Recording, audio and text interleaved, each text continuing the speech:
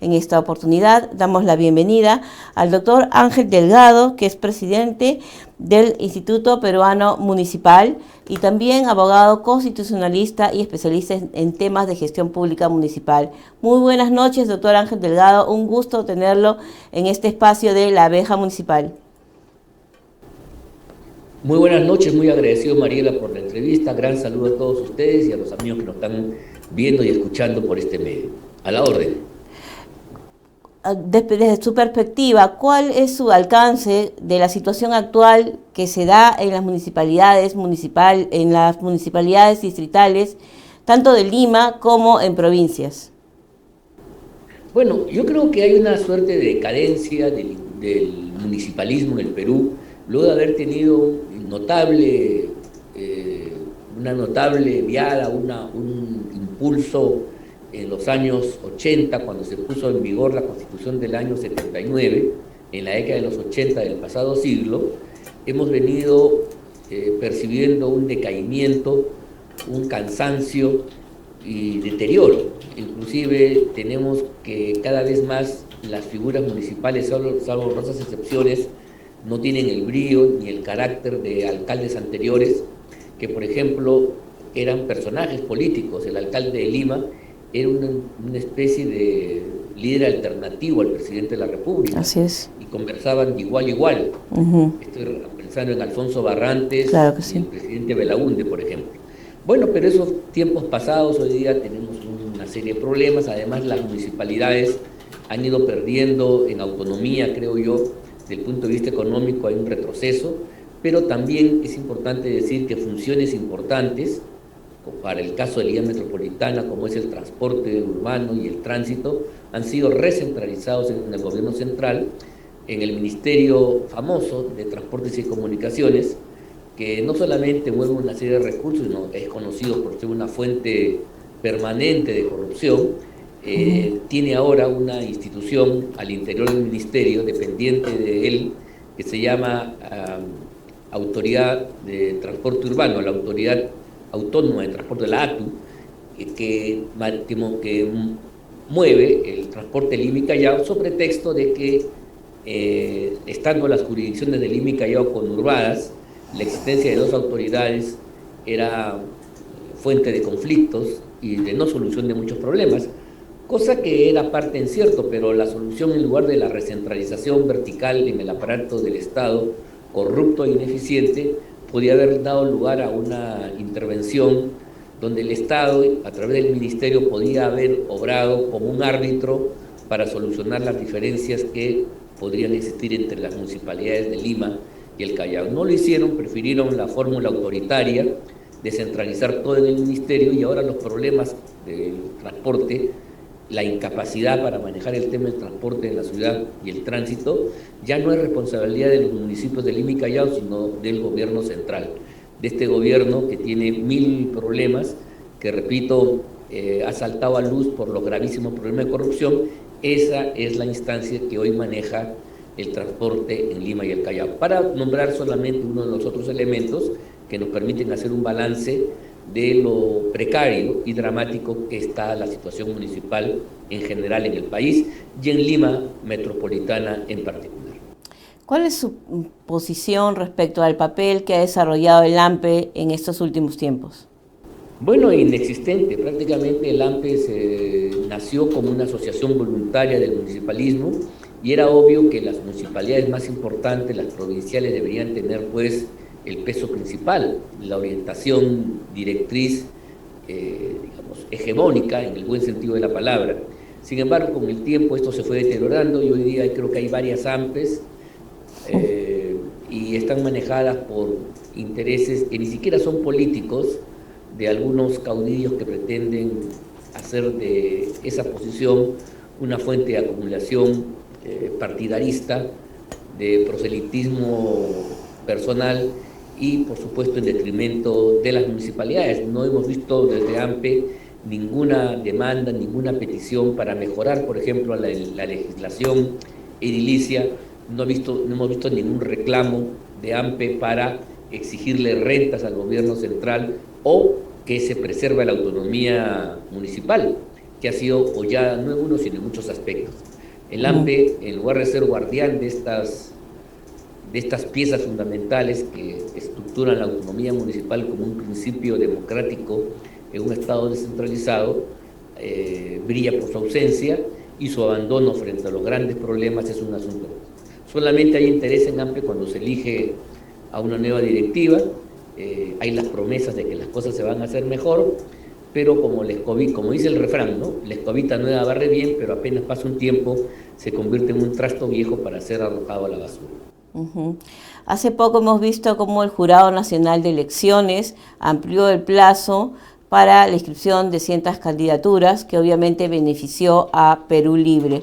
¿Qué opinión le merece este aspecto legal y esta transparencia cuestionada en los pasos previos a las elecciones del 2 de octubre de este año?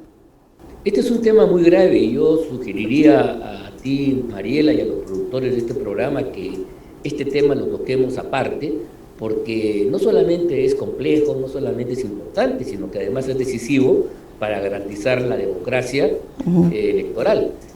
Sabemos que este jurado y esta OMPE estuvieron comprometidos en una serie de actos, para llamarlo de alguna manera dudosos, que comprometen la legitimidad del proceso electoral anterior. Y lo lamentable es que estas mismas autoridades cuestionadas son las que van a hacer las elecciones municipales y regionales. Yo quiero decir entonces que la clase política y el Parlamento Nacional no ha entendido nada del mensaje de hace un año, donde la ciudadanía condenaba a los miembros del jurado por su parcialidad, y a la gente de la OMPE sospechosa de haber hecho una serie de enjuagues que finalmente podrían haber alterado la voluntad popular. Yo no me explico cómo ha pasado un año y no se ha hecho nada para poner en jaque a estas autoridades que, mira tú, ni siquiera tienen antejuicio. Ahorita hay una movida para darles una protección especial y convertir a los miembros del jurado, a los de la OMPE y la RENIEC, en funcionarios que tienen privilegios de inmunidad, y entonces no podrían ser denunciados directamente por la autoridad. Creo que esto es un error que el Parlamento no debería permitir, porque es mejor que esta gente pues pueda ser denunciada directamente. Y sin embargo, mira tú, a pesar de esa facilidad, el Congreso de la República y por otro lado los ciudadanos y los partidos políticos no han hecho valer la defensa que corresponde de sus intereses, y entonces vamos a ir a unas elecciones municipales y regionales que son muy importantes, con la misma gente que ha sido cuestionada apenas hace un año atrás. Eso es un tema grave. Yo creo que es un asunto que deberíamos discutirlo a profundidad, porque pone en cuestión la democracia edilicia, en este caso, la democracia electoral y la capacidad que tiene el pueblo de ser un agente de gobierno a través de su participación en las elecciones. Reza un dicho que el pueblo tiene las autoridades que merece. La ciudadanía tiene una importante responsabilidad también al emitir un voto consciente, informado y responsable en estas elecciones municipales. Para ello, quisiera que nos dé los alcances respecto a qué aspectos deben tener esos candidatos que aspiran al sillón municipal, qué aspectos deben observar los ciudadanos para considerar que un ciudadano que se está postulando a la alcaldía merece el sillón municipal. Vea, a nivel municipal los ciudadanos deben ser representativos de su localidad. Por eso siempre se ha dicho, no sé si tú has escuchado, Mariela, que las elecciones municipales, antes que políticas, son vecinales. Por supuesto hay un fundamento político, pero el carácter vecinal es que, independientemente del partido que pueda adscribir a alguna otra candidatura, lo importante es el grado de cercanía, de proximidad, el grado de vecindad que existe entre la autoridad elegida, el alcalde, los regidores y la población. Esta es la clave de un buen gobierno municipal. Aquí radica la posibilidad de que los municipios se conviertan en unas herramientas de transformación de la vida ciudadana, porque siendo el aparato estatal más cercano a la sociedad, es uno que debería recoger las demandas y exigencias que vienen desde la sociedad, que vienen desde el vecindario, y traducirse en fórmulas de poder local, de poder municipal. Esta es la magia del municipio, porque mientras que el Parlamento y los ministerios la gente nos mira con mucha lejanía, y es verdad, la distancia próxima entre las autoridades municipales, el gobierno municipal y el distrito, la jurisdicción municipal, provincia o distrito, eso le da pues un plus, le da un carácter añadido que es muy importante saberlo. Sin embargo, se han modificado las reglas municipales y eso es algo que se ha hecho sin mayor discusión. Durante mucho tiempo se ha permitido que haya listas vecinales, que los vecinos con un número de firmas puedan postular y independientemente del partido que sean, ser personas que tengan la acreditación que les da justamente esta presencia vecinal y ser representativos de una determinada localidad. Hoy día se han eliminado las listas vecinales y se hace que todo pase por partidos políticos que, como todos sabemos, son cascarones y que no tienen ninguna representación. Entonces, quien el día de hoy quiere postular porque tiene una voluntad cívica de servicio hacia la población, hacia su distrito, tiene que hacerlo tomando como obligación la oferta de los partidos existentes. Y si eso no le fuera satisfactorio, tiene que no decir nada y someterse a una estructura que mucho más es peso, dificultad, que dar facilidades para que se pueda ejercer un buen gobierno. Yo deploro de veras que hace ya unos años, dentro de la reforma que hizo el lagarto Vizcarra y sus atláteres con tuesta a la cabeza, se haya eliminado justamente en el ámbito local la posibilidad que existan listas independientes, listas de carácter vecinal, que eran genuinas expresiones del sentimiento de la gente de un lugar. Al meterse el factor partidario, hace que esta frescura de representación se deje de lado y más bien pues, los territorios distritales y provinciales se convierten en piezas de un juego que no se comprende porque sus decisiones están colocadas más allá de ese ámbito. En fin, puede ser que entre los trueques de un partido político de alcance nacional, de cambio pues Caracaballo por Comas, por una provincia del Cusco, y finalmente entonces no vamos a tener a través de este mecanismo representantes genuinos, auténticos de las localidades sobre las cuales van a gobernar. Creo que esta es una de las grandes fallas y es uno de los temas que no se ha conocido. Y el otro gran elemento que yo diría peligroso es el cúmulo de requisitos, la ultrarregulación, la vorágine de procedimientos que tiene como objetivo político claro, y esto se concibió en los tiempos del lagarto Vizcarra, de impedir que la gente pueda ejercer el derecho fundamental a la participación política. En un país democrático, las reglas electorales son sencillas, son simples, inclusive tienen como objeto solamente preservar de que el poder existente no influya en las decisiones de los pueblos, de los vecinos, de los electores. Es una legislación de frontera, de protección. Ahora no, ahora se ha convertido en una tramitología infernal de requisitos tras requisitos, un papeleo gigantesco. Me explicaba un amigo que, por ejemplo, para formar un partido político no solamente tienes que acreditar los comités, cosa que me parece normal, tienes que ver el título de propiedad del local donde funciona, ver las firmas, los antecedentes, en fin, una serie de requisitos que si las empresas en el Perú, ¿no?, tuvieran la mitad de los procedimientos que se exigen en los partidos, simplemente el régimen económico del Perú colapsaría. Y resulta contradictorio, Mariela, que estando que todo el mundo postule un régimen de libertad de empresa y que plantee que el Estado no debe regular aspectos de la vida económica, no debe intervenir, ¿correcto? Correcto. Sin embargo, en el ámbito político ciudadano, en el ámbito donde se forman las decisiones democráticas, cada vez más hay una injerencia política del poder de turno a través de los aparatos electorales, pensando que son instancias neutras. No son instancias neutras, ya sabemos que no lo son, está a la vista que no lo son, y sin embargo cada vez más se le da prerrogativas para que sean ellos los que determinen la vida interna en los partidos políticos. Y entonces los partidos políticos, que de acuerdo a todas las constituciones democráticas del mundo, son expresiones de la sociedad, son organizaciones civiles que se organizan en función a sus propios intereses para participar en la vida política, y entonces el principio organizativo es el de la libertad y la autoorganización, cede para una suerte de intervención estatal que termina eslabonando a los partidos políticos a un sistema de derecho público que en última instancia termina estatizando a los partidos políticos. Hoy los partidos políticos, ¿no?, en el fondo están manejados por las instancias del poder político, ¿no?, que les dice cómo deben elegir sus autoridades. Ahora están interviniendo en los procesos electorales internos, y no siempre con la neutralidad del caso, porque yo soy de los que creo que este tipo de cosas internas tiene que ver a cada partido.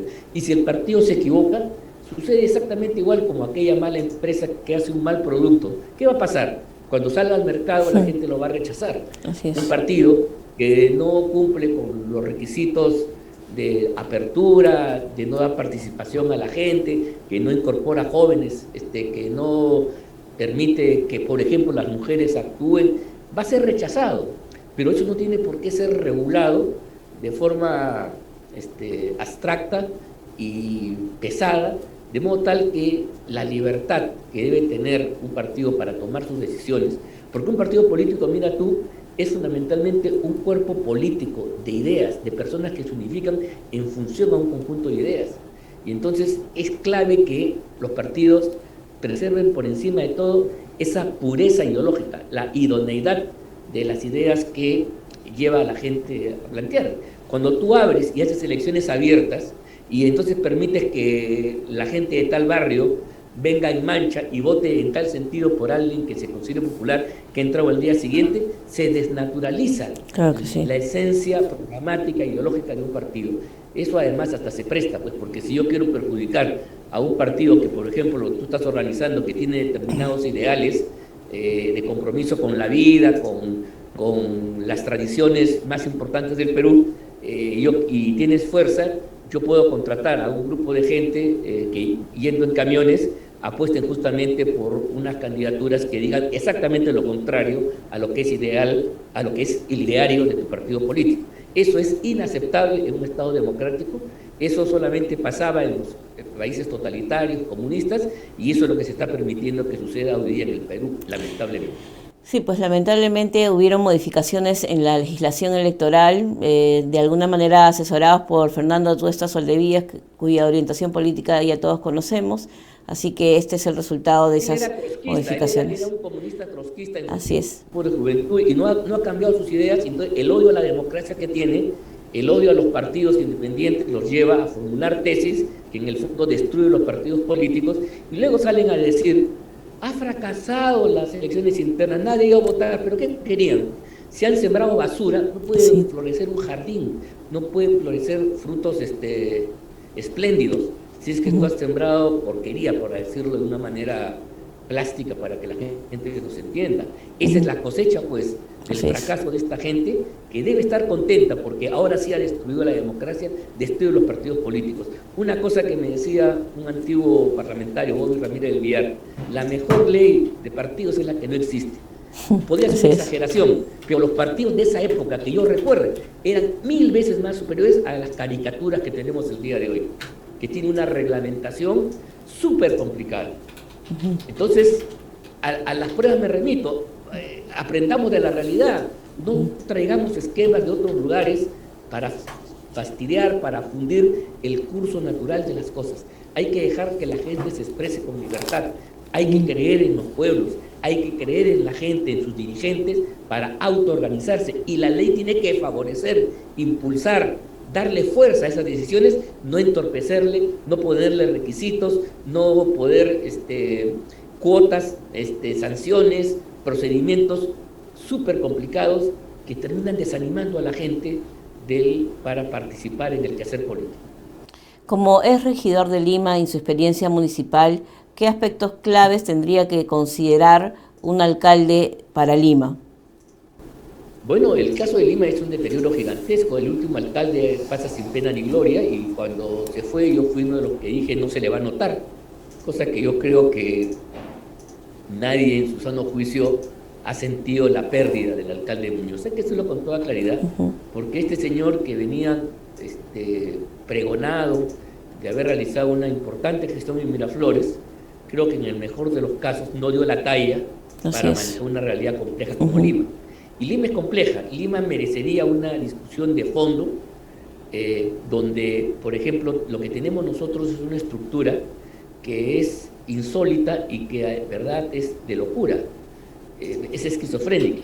Lima se maneja con 40 autoridades, o sea, un espacio unificado, conurbado, con problemas similares, no se puede manejar con 40 autoridades.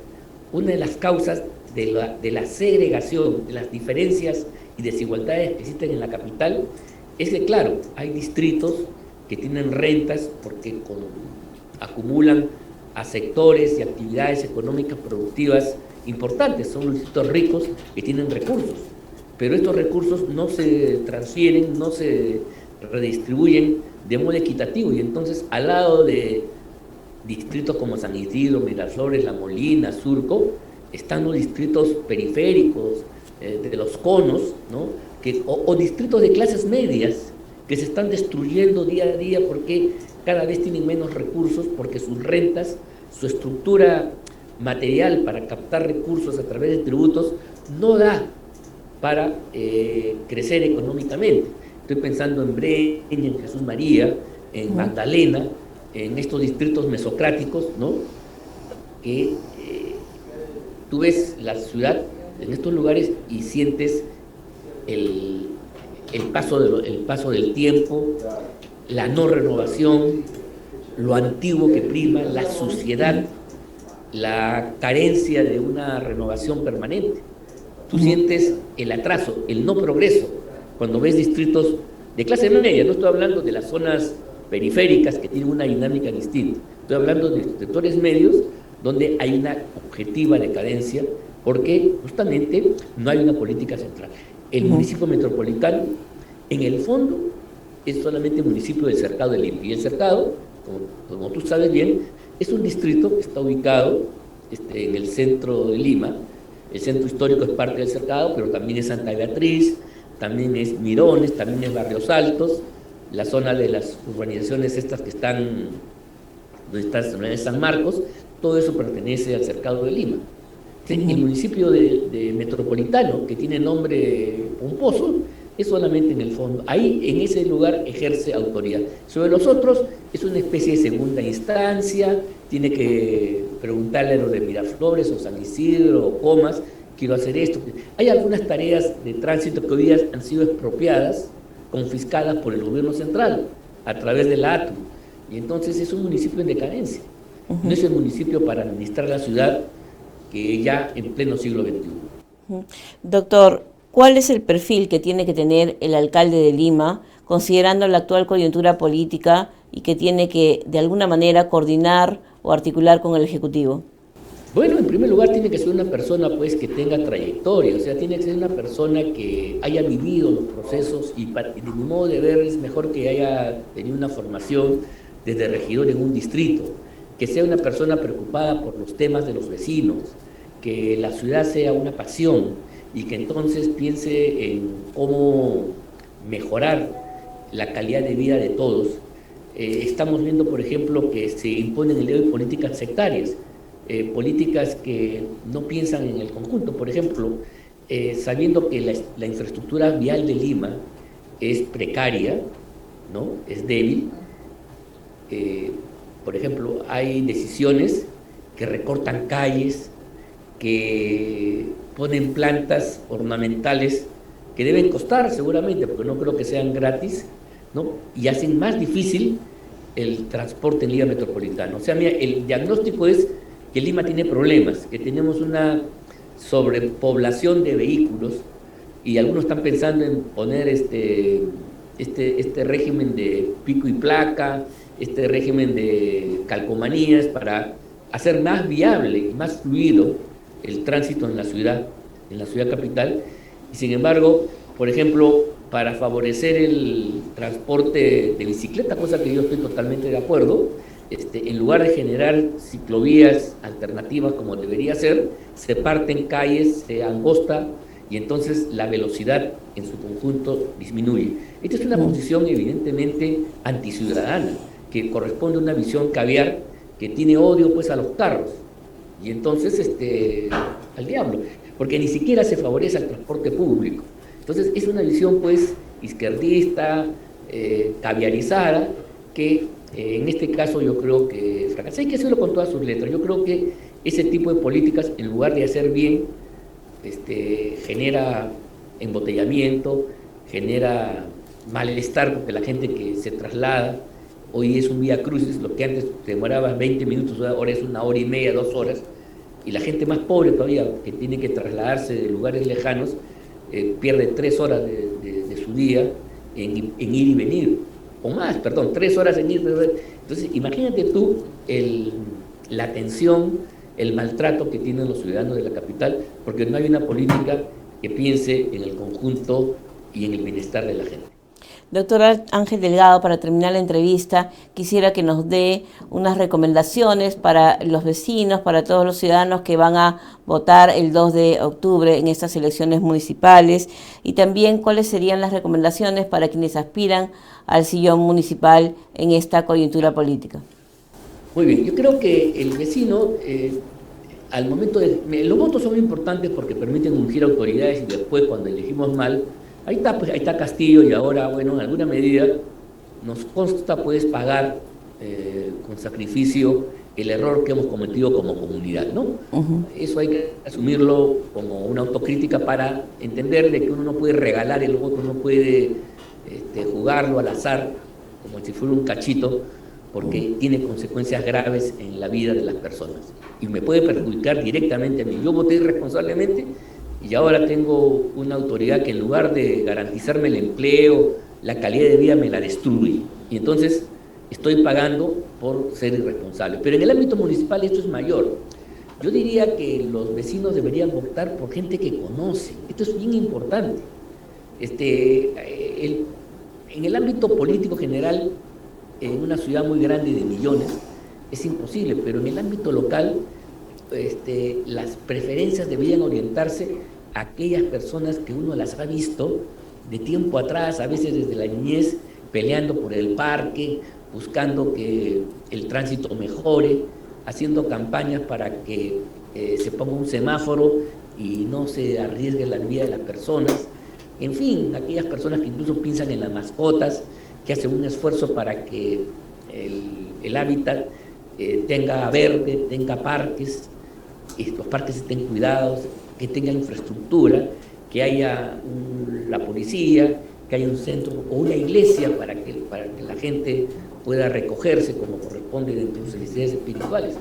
Esa es la gente que tenemos que votar, y no pues aventureros que uno nunca los conoce, que solamente los ha visto por un afiche o la televisión, prometen de todo y finalmente la mayoría de ellos resultan estafando la voluntad popular. Cuando uno vota por quien sabe, cuando uno vota por un vecino o una vecina que ha estado luchando por los intereses de la gente a nivel local, esa es la gente que hay que promoverla, esa es la gente que tiene que asumir la autoridad municipal.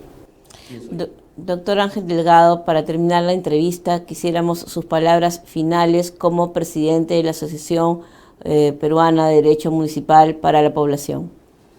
Bueno, estamos en una etapa muy difícil y entonces desglosar el tema municipal parecería un preciosismo que no compete, pero si tuviéramos tiempo y oportunidad y no tuviéramos la amenaza a la democracia en su conjunto que significa el régimen que tenemos encabezado por Castillo, justamente por las cosas que hemos conversado, porque la gente vota mal y ahí está, pues, ahí están los resultados. Yo sí creo que habría que abrir un gran debate nacional sobre el papel de las municipalidades. Las municipalidades, mira tú, tuvieron una historia gloriosa en la vida de este país. Llegaron con la conquista, sirvieron para asentar a los pueblos. Este proceso de mestizaje, de desarrollo durante la colonia se hizo sobre el gobierno municipal, que representaba al vecindario, no tanto la autoridad real, expresada en los virreyes y los funcionarios de la audiencia. Y el municipio tuvo su época más gloriosa cuando interpretando los sentimientos de la gente, no del Perú, sino en América, ¿no? Decidió cortar lazos con España, con la madre patria, ¿no? Y formar un destino independiente para nuestros pueblos. Las decisiones por la independencia, por una vida republicana, por una vida en libertad y desarrollo y bienestar, no se hizo en parlamentos que no existían, sino se hicieron en cabildos abiertos administrados por las municipalidades. Remito a todos los amigos que nos escuchan a revisar la historia y van a ver entonces el papel que tuvo la municipalidad. Sin embargo, cuando llegó la República, en el caso peruano, las municipalidades decayeron significativamente. Y en los años 20, en la época del presidente Leguía, sobre pretexto de modificaciones, se mató la democracia municipal y empezó la dedocracia, que duró hasta que el presidente Fernando Belaúnde Terry restableció la electividad de los cargos municipales, cosa que felizmente dura hasta el momento. Ahí ha habido un impulso municipalista importante ya a finales del siglo XX, a comienzos del siglo XXI, pero creo yo que se impone una nueva reflexión, una gran toma de conciencia sobre el rol que cumplen los gobiernos locales para darle calidad a la democracia. Nos quejamos que nuestra democracia es de baja performance, de baja calidad, es verdad, pero eso es porque tenemos municipios que debieran ser las escuelas primarias de formación política de la gente. Aquellos que quieren empezar, ¿no? Eso le decía Tocqueville, el famoso francés que en su viaje por América a comienzos del siglo XIX, que él ve en la potencialidad del pueblo norteamericano, que todavía no era nada en estos años, era justamente en la vitalidad de sus municipios, de sus autoridades locales, que le permitió un empoderamiento ciudadano y a partir de ahí darle a la República un vigor que finalmente, ya con el tiempo, hizo de Estados Unidos la potencia que actualmente lo es, ¿no? Entonces, eso no tenemos. Si nuestra democracia es precaria, débil, es porque nuestros municipios son precarios y débiles también. Ahí deberíamos empezar una reforma de largo plazo, creo. Muchas gracias, doctor Ángel Delgado, por su valiosa participación en La Abeja Municipal y esperamos contar con usted en otra oportunidad. Muchas gracias, buenas noches. La orden, y a ver si discutimos sobre estas reglas electorales que lo que tienen como objeto es impedir el derecho fundamental de la gente a participar en los asuntos públicos. Eso sería un buen tema a trabajarlo antes que empiece propiamente la campaña electoral. Muchas gracias y un saludo a todos los amigos que hacen posible esta producción de La Abeja Municipal. Gracias y buenas noches.